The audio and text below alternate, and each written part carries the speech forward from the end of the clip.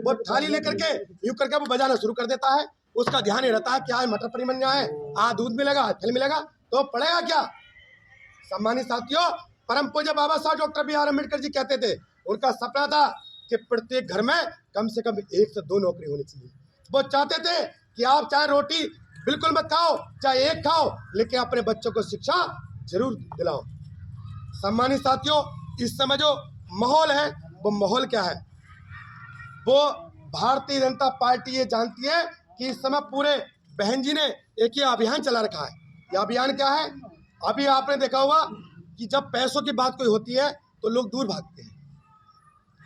बहन जी के आदेश के अनुसार जो ये पैसे चाहे 2100 रुपये आज इकट्ठे हुए, चाहे 1100 होते, जबकि एक सेक्टर की मीटिंग में हमारे जो 62 कार्यकर्ता है, सम्मानित साथियों, अगर 62 कार्यकर्ताओं का आप हिसाब लगाओगे तो उस हिसाब के अनुसार 12,400 रुपये होते हैं। अगर ये 12,400 रुपये इकट्ठे ना हुए, कुछ पैसे मंत्री जी करने पड़ेंगे, कुछ अध्यक्ष जी भी करेंगे, कुछ आप भी करेंगे, कुछ मैं भी करूंगा, तो मैं तो मीटिंग करने तो आया और इसमें पैसे भी देके जाऊंगा। उसका कारण क्या है? ये बहन जी का आदेश है कि अगर अपना कैडर, अपने सदस्य पूरे नहीं बनाए तो ये जिम्मेदारी आपकी है। बहुजन समाज पार्टी कोई धन्ना सेठों की पार्टी नहीं है, कोई पूंजीपतियों की पार्टी नहीं है। आपने देखा होगा कि आपके जो राष्ट्रीय महासचिव भी रहे, 3 बार सांसद रहे, शायद बिजनौर से चुनाव लड़े थे बीर सिंह जी, है ना, बिजनौर से चुनाव लड़े हैं। लोग कहते हैं कि बहन जी साहब पैसे लेती हैं। आप एक चीज बताइए, बीर सिंह जी को 3 बार, जिसका कार्यकाल 5 का नहीं 6 वर्ष का होता है, यानी कि 6 के 18 साल राज्यसभा में रखने का काम करा, लेकिन उन्होंने क्या करा? बहन जी को धोखा देने का। आज सक्षम हो गए। अगर बहन जी चाहती एक सीट पर 20-20, 30-30, 50-50 करोड़ रुपए लेकर के बड़े आराम से बना सकती थी, लेकिन बहन जी ने ऐसा नहीं करा। मंत्री जी बैठे हैं, आपको मंत्री बनाने का काम करा, अगर 1 रुपया लिया हो तो बता दें साहब। किसी को भी, चाहे वो MLC बनाया हो या राज्यसभा बनाया हो, बहन जी ने आज तक किसी को रुपये नहीं लिया। लेकिन अब दिक्कत क्या है? 5 राज्यों में चुनाव है। 5 राज्यों के चुनाव के साथ साथ जो लखनऊ का कार्यालय है, दिल्ली का कार्यालय है, उसमें जो स्टाफ होता है यार, उसके रखरखाव के लिए जो ये पैसा खर्च होता है, ये पैसा ना तो मंत्री की जिम्मेदारियां, ना मेरी जिम्मेदारियां, ना किसी और कार्यकर्ता की जिम्मेदारियां। ये जो रसीद है, अब हम क्या करेंगे? इस समय जो 2100 रुपये है, उसको 100 रुपये और हमें डालने पड़ेंगे। क्यों डालने पड़ेंगे? क्योंकि 11 दूनी 22, 11 रसीदें जो नाम नोट करें इस वक्त पूरे करके जब ये हमें भरनी होगी, फिर ये रसीद बुक हमें लखनऊ में जमा करनी होगी। सम्मानित साथियों, मेरा बताने का उद्देश्य यही है कि इस पार्टी को चलाने के साथ साथ ये चुनाव 2024 का चुनाव आपके लिए करो या मरो का है।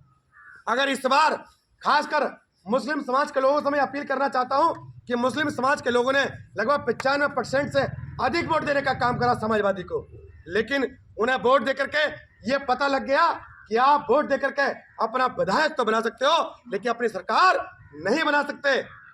अगर आप जब तक एक मंच पर दलित और मुस्लिम नहीं आएगा, अगर दलित और मुस्लिम एक मंच पर आ गया तो पिछड़े समाज के लोग अपने आप आ जाएंगे। 2007 में हमने कोई नया कारनामा नहीं करा था, यह कार्यकर्ताओं ने कोई विशेष मेहनत नहीं करी थी। उसका कारण क्या था? लोग जैसा आप जा रहे हैं, बिल्कुल यथा स्थिति थी।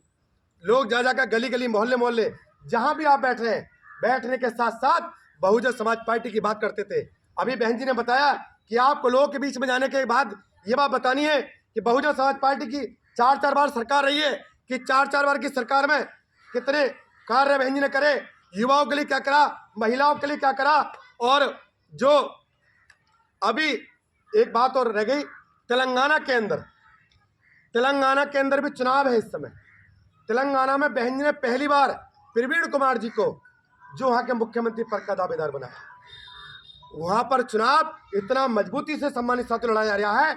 आप सोशल मीडिया उठा के दीजिए, अगर 1% सरकार ना भी बनी तो बहुजन समाज पार्टी के बिना सरकार नहीं बनेगी, ये गारंटी है। और अगर तेलंगाना में सरकार बन गई तो लोग कह रहे हैं कि गठबंधन की फिर आवश्यकता नहीं पड़ेगी। बहन जी ऐसा सिस्टम तैयार कर रही हैं कि अपने आप पूरा सिस्टम BSP के साथ खड़ा हो जाएगा। क्योंकि आपने देखा अभी अखिलेश जी ने कितना बचकाना बयान दिया।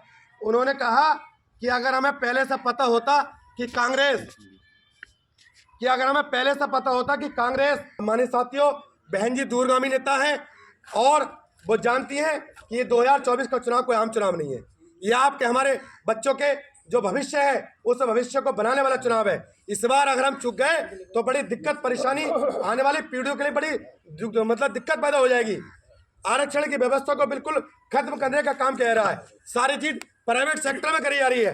आप सोचिए प्राइवेट सेक्टर है क्या भाई। अगर सपोज करो 27% आप हो गए, 21.5% हम हो गए, तो होगा क्या उसके बाद में? जो 49.5% आरक्षण है जो हम भर्ती होने थे वो हम भर्ती होंगे नहीं। भर्ती तो होंगे लेकिन हमें किस काम पे लगाया जाएगा? बोले भाई तू पानी पिलाने पे लग, तू गेट पे लग, तू चपरासी पे लग, लेकिन जो हम अफसर बन सकते थे, जो हमारी औलाद पढ़ रही है, उसको वो मौका नहीं मिलेगा। तो ये बड़े समझने की बात है। तो क्योंकि आपको भी काफ़ी समय हो गया है, अगर कोई शब्द मैंने गलत कहा हो उसके लिए मैं हाथ जोड़ करके आपसे माफ़ी चाहता हूँ, और इस आशा उम्मीद के साथ कि आप लोग बहुजन समाज पार्टी के साथ रहेंगे। खासकर मुस्लिम समाज के लोगों से भी मैं दोबारा ये अपील करता हूँ कि मुस्लिम समाज के लोगों के लिए करो या मरो का ये चुनाव है कि अगर आप इस बार भी अगर चुक गए तो फिर आपको बचाने वाला है नहीं। अगर आप लोग एक साथ हमारे साथ आ गए तो फिर वो दिन दूर नहीं है कि बहन जी इस देश की ये इतिहास के पन्नों में लिखा जाएगा कि एक दलित समाज की महिला इस देश के प्रधानमंत्री बनेगी। सभी अपने मंचासीन पदाधिकारियों का, इस मीटिंग में आए हुए सभी यहाँ के आस पड़ोस के अपने साथियों का, सभी का धन्यवाद करते हुए सभी को जय भीम, नमस्कार, आदाब। भैया हमने भी 52 देख रहे 25 साल से ऐसे वक्त मिले।